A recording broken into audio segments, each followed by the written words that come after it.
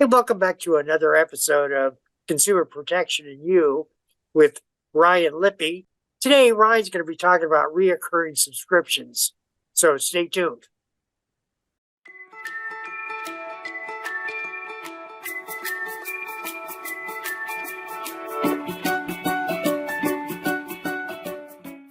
Welcome back to another episode of Consumer Protection and You with Ryan Lippe. Ryan Lippe is a consumer educator with the State of Ohio Attorney General Dave Yost office.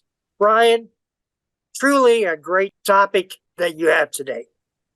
Yeah, more and more we tend to subscribe to things, whether it's the old coffee of the month club or jelly of the month club, or it's a subscription service like satellite radio or streaming on the TV. We get all these monthly, quarterly, annual bills that are usually automatically put on our credit card by our signing up for the service, but then we lose track of it. And it's sort of like, now's a good time, 2024, coming into the new year, is a really good time to sit back and make that assessment of what services we need, what services we want, and what services we can afford. So, a lot of Ohio families are on a tight budget. And so we really want people to take a look at their recurring subscriptions and cancel any that are seldom or no longer used or no longer wanted. And it comes down to really three elements, three R's. The first R is review. The second R is reconsider. And the third R is remove. And we can sort of take it one R by one R, and I can let you know what I mean by review, reconsider, and remove. I read somewhere that we have the capacity to remember up to 6 or 7 things. And oftentimes when it comes to subscriptions, we can remember 6 or 7 of them. But if we continually... In these days, we might have dozens. That's correct. And then when it's compounded with our family members, I would imagine that some households have a lot of subscriptions. Absolutely. And, now that we're doing more and more online, what about our antivirus? What about our tech support? What about our, if you're doing any kind of password manager? Or those are ones you probably don't want to eliminate, that you want to keep up the speed, but at least use that part of your review of your ongoing subscriptions. So one easy way to review, and that's the first R, review, is to look at your monthly credit card, debit card, bank account statements, and look for examples of potential ongoing charges. Now, those can include print and online magazines, streaming platforms for television, movies, and music, product of the month clubs like food, coffees, teas, things like that, and even mobile device apps that have monthly fees. Some of us play games online. Some of us are billed for, I guess you could say, robust games that you have to pay for, that are billed through monthly or annual charges. So you really want to look at your family, your total family unit, and all of the things you subscribe to that are billed on a recurring basis, which means every month, every quarter, every year, you're getting that charge on your credit card. And it's really important to take that first step beginning of the year. And that, again, that first R is review. Doing an assessment, looking all over all across the board, everything you subscribe to. It may be a streaming service. It may be, satellite radio. It may be magazines in print or online. And I get a ton of things on a monthly basis. Now, some of them I get for free. I don't have to really do an assessment unless it's plaguing my email and I just don't want that anymore. But for ones that I pay for, those are the ones you want to review with your family and figure out what stays and what has to go, especially if you have a tight budget. And, reviewing your credit card statements and debit card statements and bank account statements helps jog our memory, because as you mentioned, Patrick, you can really only handle so much data at one time in terms of remembering accounts and products and services. So it helps jog our memory, and it also helps with one other thing, and that could be those things you're signing up for that you're not meaning to recur a charge through your credit card bill, like free trials. And I've talked to you before about free trials that may not actually be free, where you have to pay for shipping and handling, and in the fine print or somewhere along the line, you may have signed up for a subscription service for that product or that company, some of those companies' products that you're then billed on a recurring basis. And some people don't check their credit card statements line by line by line. Same thing with debit cards, and same thing with your checking account. But it's a good idea to do that.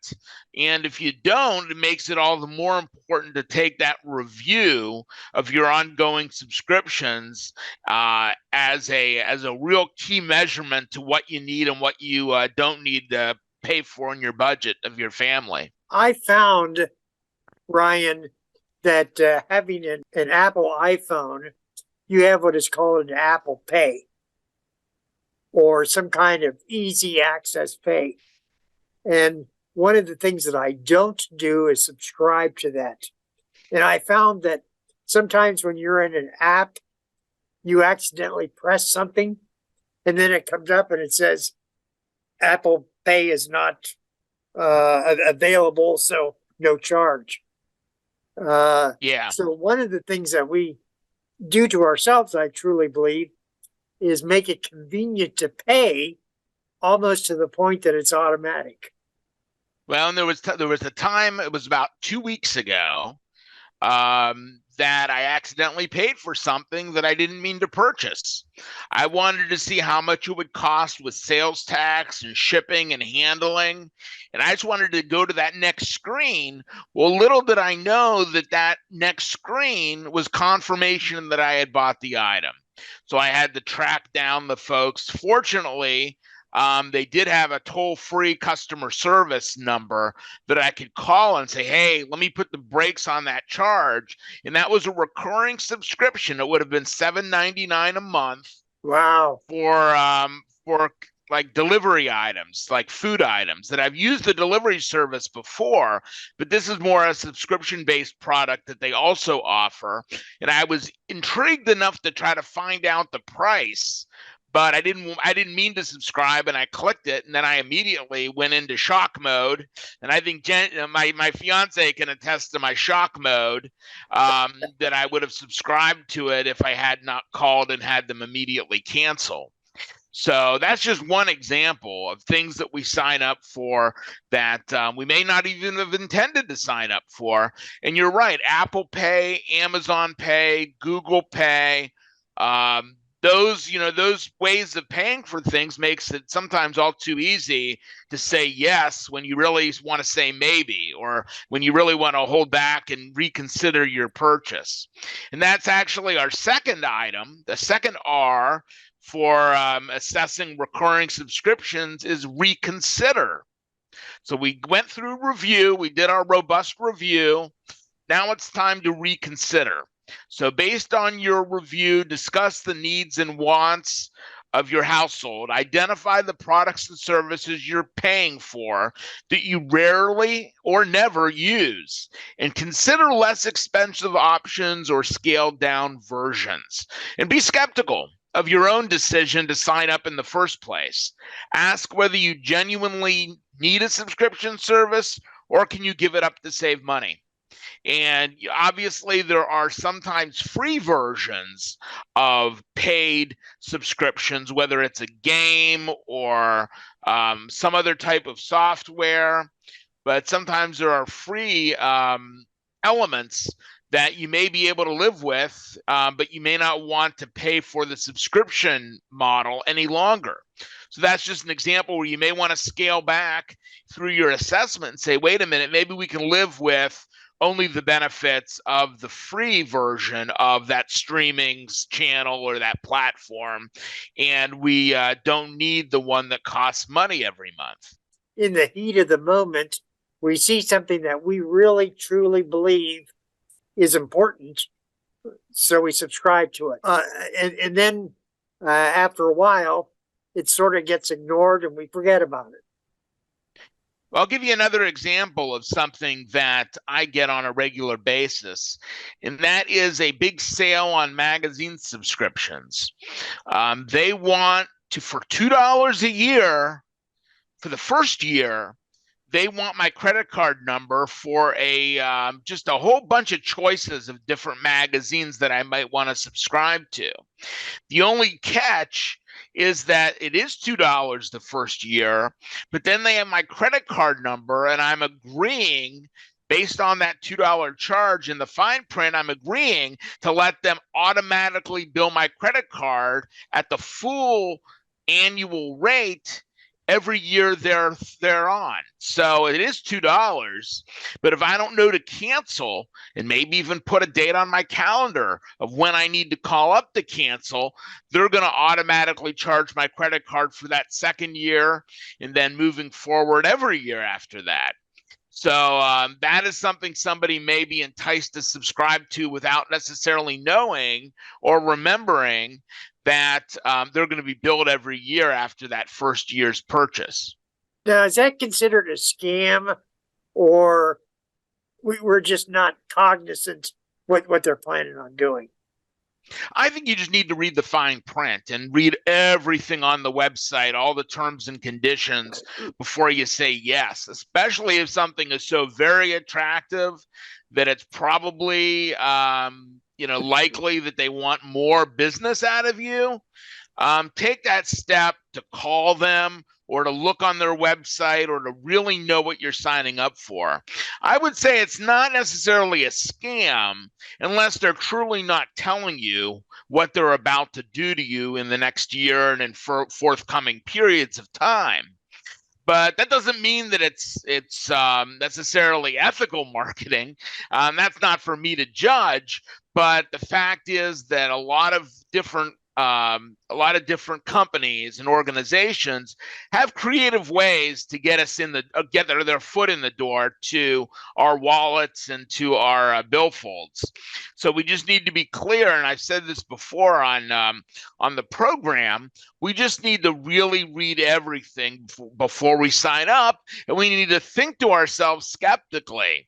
What are they going to do in the future to get more revenue out of our out of our bank accounts or credit card accounts? And here, if you're giving somebody your credit card number, that's a sign that maybe they want more than $2 from you on an ongoing basis.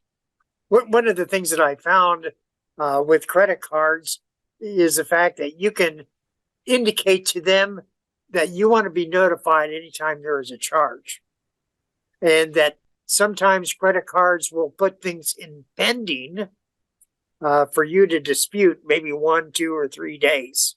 And so I found with the subscriptions, it really helps for me to know who is starting to charge on my credit cards.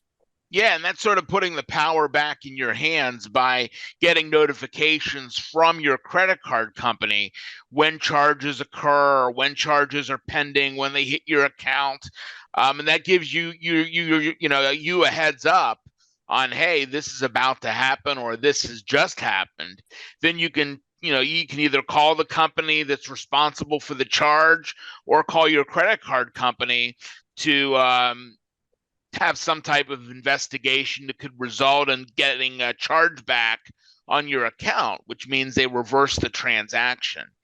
But I would say to usually start with the business that put the charge on your account first, give them an opportunity to issue a credit, and if you need to, go to that credit card company and dispute the charge if you didn't mean to put it on your card. There's that whole process of going to the credit card company, and there's federal law, I believe, that governs how those different charges are handled through an investigation if you dispute the charge to your credit card account. And that also emphasizes the importance of when we're doing a lot of internet buying and internet subscriptions, use that credit card versus your debit card or a check or other means that you may pay for the item, because the credit card usually gives you the most federal legal protections in case there are unauthorized charges on your account. So that credit card is good for the fact that there are really good consumer protections if your number or your card are used without your consent. One of the biggest costly subscriptions tend to be on TV services, especially some of the larger named like YouTube, Prime, Amazon, all the different networks. One of the things that I also heard is that now, even though you have a subscription on some of them, they're going to start showing advertisements. And so I wonder, Yep. Is a subscription worth it? Right. And if you have, proprietary programs that you watch that aren't able to be viewed anywhere else legally without a subscription, they may have sort of backed you into a corner by giving you that show that you love so much, and then maybe even adding the advertising later on. But that's a decision for individuals to make as to whether they want to pursue that subscription or not. But that brings up, all the other types of services out there that give us free shipping for a price, for an annual or monthly price. So that's like the Amazon Prime and other shipping type programs out there. Walmart's got its own Walmart Plus. There are all these programs out there that entice you to pay a fee in order to get the free shipping. So obviously, if you're a volume buyer and you buy things on a regular basis, that may be good for your pocketbook to do a little bit of fortune telling as to what you're going to buy in the next year and pay for that subscription service that offers you as one benefit a waiver of all those shipping fees with no or at least a low minimum purchase standard. So we've got review, we've got reconsider, and we've got remove. And that's where you want to remove the subscription services you no longer want or need. So that gets into what we were just talking about. For subscriptions you plan to cancel, find out how to do so to avoid any future shipments or charges. Contact each company that bills your credit card or debit card and state your decision. Keep all the copies of your documents and your records of your communication with the company. And if applicable, record the dates to which you've mailed the forms or letters rejecting future shipments. And so if you review your credit card or your debit card statements and see a charge that is recurring even after you've canceled or attempted to cancel, again, first resolve the problem with the company if you can. But if the company's not responsive, contact your credit card or debit card company to dispute the charge. And you can always ask that they reverse the charge because you didn't authorize the product or services. They may come back and say that you subscribed and the company has proof of your subscription and you need to maybe protest further. But, in a lot of cases, if it's a matter of not meaning to sign up for something, you may get a positive result just by calling the company. And I've noticed some subscription phone numbers are on my credit card bill. Under the charge that appears on the line item for that charge every month is the actual phone number of the company. So they make it pretty simple for you to get to that company's customer service line or administrative headquarters. Others you may need to look up. And so be very careful when you dial that you're calling the correct number and that you verified your company that you're trying to reach through its official website on the internet. If you just use a search engine and go to a sponsored ad, it may be the phone number of a scammer. And we've talked about that before, but you just want to be certain of what phone number or what email you're sending to make sure you get legitimate representatives of that company that you're trying to reach. Because unfortunately, there are folks out there that run ads on different internet search engines trying to pose as tech support or customer service or someone that's able to help you resolve matters when aren't even employed by the company they say they're employed by. So being careful when you try to find the legitimate phone number is important. And again, some of them are on your credit card bill just as part of the charge. So that's good right there. But if somebody starts asking you for things like your social security number and your credit card numbers and things that they should already have, they might not have your social, but you shouldn't be giving that out to very many people to begin with. But if they start asking you your account number, PINs, passwords, anything like that, freeze and take a deep breath and think to yourself, is this really the right phone number that I'm calling? And, when in doubt, hang up and call your credit card company. Make sure nothing's been charged to you without your authorization. When it comes to subscriptions, sometimes you get a subscription that says free for the first 20 days and then a nominal charge of $157 per month. And I found that if you try to cancel, it is very, very difficult to cancel it before the time is up. Absolutely. I mean, they, think about the revenue that the company is trying to make off of you and out of all your friends and family.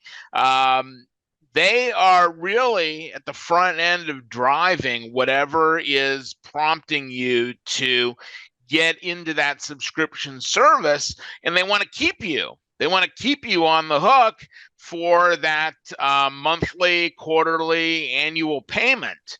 And so they definitely may not make it friendly to the consumer to cancel, or they may be giving you ample opportunities to change your mind. You might get questions before you hit submit to, are you sure you really don't want this purchase?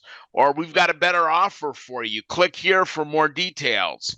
I know that there are companies where they can negotiate prices. So if you threaten to cancel, that's kind of the first step towards them trying to lower your bill. So if you want to cancel something, but then they give you a more attractive offer, that's up to you whether to accept that more attractive offer, but it may be a little more budget friendly than paying what they first offered you at the beginning of the subscription service. And there are, of course, products where promotions fall off. Cable TV and satellite TV is notorious for having promotions for the first 6 months, first year, first 2 years, and then those fees or those services go up in price once those promotional terms stop.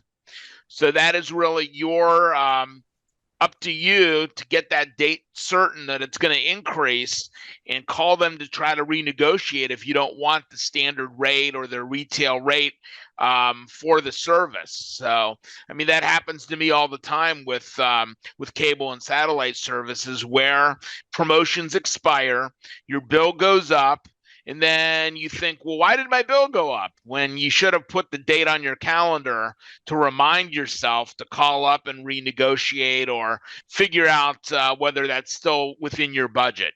I know that some cable companies even have begun to put the dates that the promotions will expire or how long Right. it's been since you've had the promotion.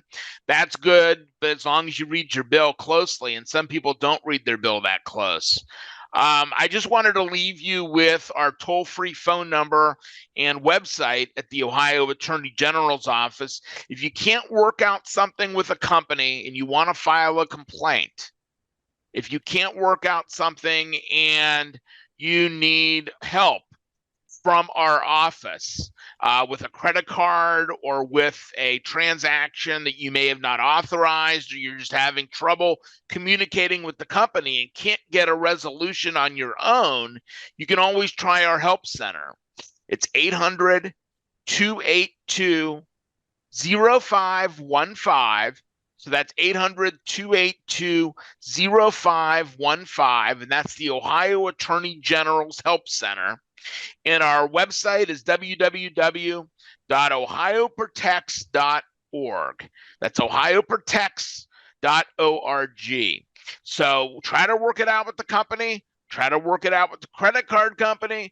And if you fail twice with each of, if you fail with each of those, you may have some recourse by coming to our help center where we're able to at least let that business know your point of view. It doesn't mean we're going to sue them or investigate them, but it does mean we can use what we call an informal dispute resolution process to try to get the company to listen to your side of the story. So again, that's the Ohio Attorney General's office. Let us know how we can help, and let us know how we can be of service to you.